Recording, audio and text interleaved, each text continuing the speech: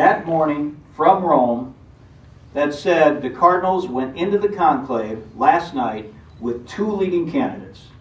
One was Scheer from Brazil, and a lot of cardinals were gathering around him. And the other, according to the story, was Dolan of America, and there was a good group of cardinals around him. So we read that story, and that's when we started to freak.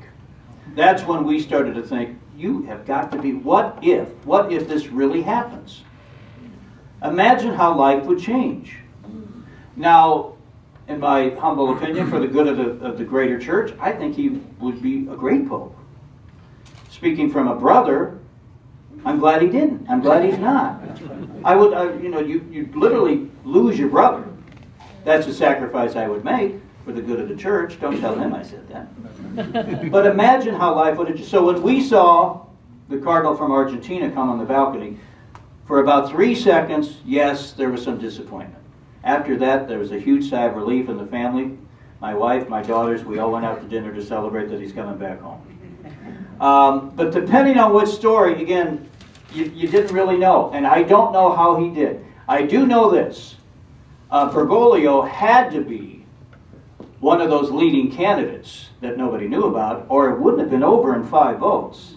So he had to be on the list that everybody missed. And when you think about it, why shouldn't he have been?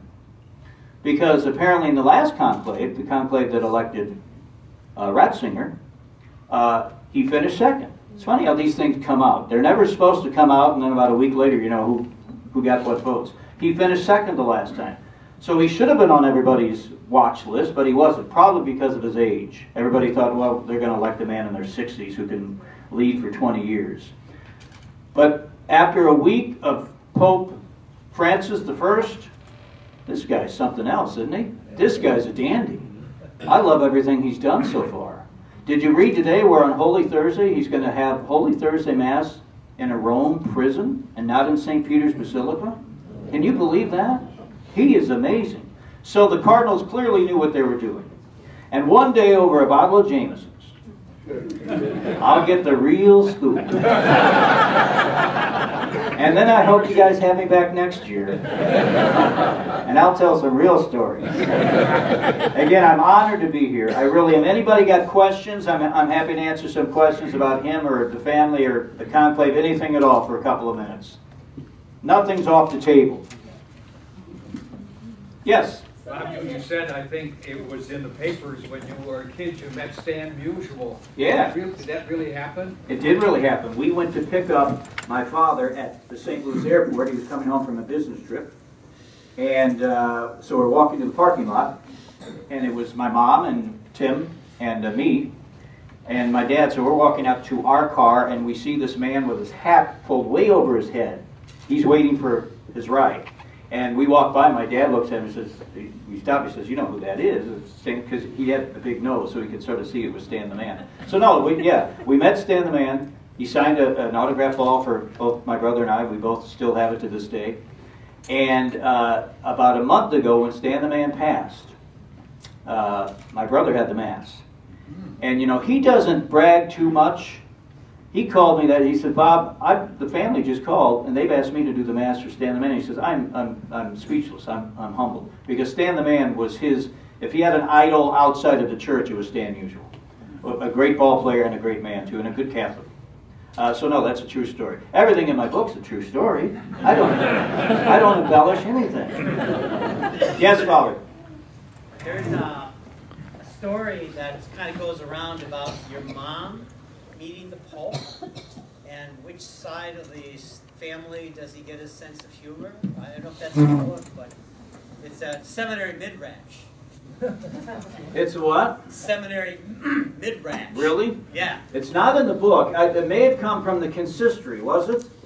Where I know my mom did meet Pope Benedict with my brother ushering her up. And I forget, he said to her, you look too young to be the mother of a cardinal. And I forgot, her response was something, but I forget what her response was. The response that went around was, she wanted to know if that statement was infallible. That's right. She said, well, yes, that's right. Thank you. She said, since you're the Pope, you're infallible, so thank you very much. You're right. My dad died many years ago as a young man, but my mom's still alive. She's 85, and people ask me over the past couple of weeks, how's your mom handling all this? And you know, I got to give her credit. Since Tim was baptized, Mom's running around telling people that he's going to be the first American Pope. You know, so now that it was a possibility, everybody thought, my God, Mom's going to go nuts here. She handled it pretty well. She's very calm and very, you know, they're not going to elect an American, blah, blah, blah. But when white smoke came, oh my, no, she lives in St. Louis, and so do my two sisters and other brothers, so they're all together. And you know, we were on the phone quite a bit back and forth during the white smoke and the wait for the balcony. My mom was just gone out of it. Yeah. And then when Bergoglio walked out on the balcony, she for a second she thought they said Dolan. She really did. She thought they said, because they speak in Latin, right? So you know you can't. She thought somehow Bergoglio sounded like Dolan, and she fell off the sofa. Fortunately, my younger brother was already on the floor, so she fell on him. Any other questions? Yes, sir? What name would he have taken if he was Pope? Pope Bob the First.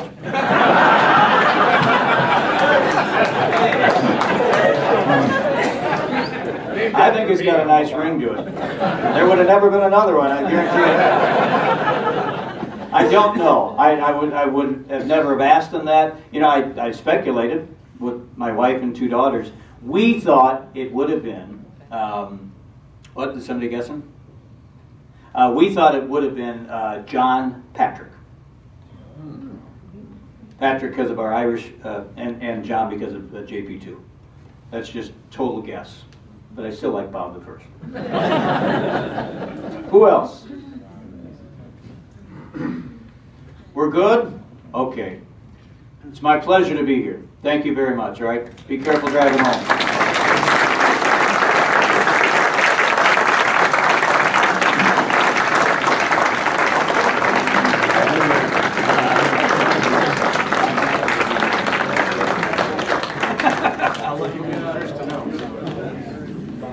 Thank you, everybody, for coming, and enjoy the rest of your evening. And Bob will be up here selling his books and doing the autographing. So.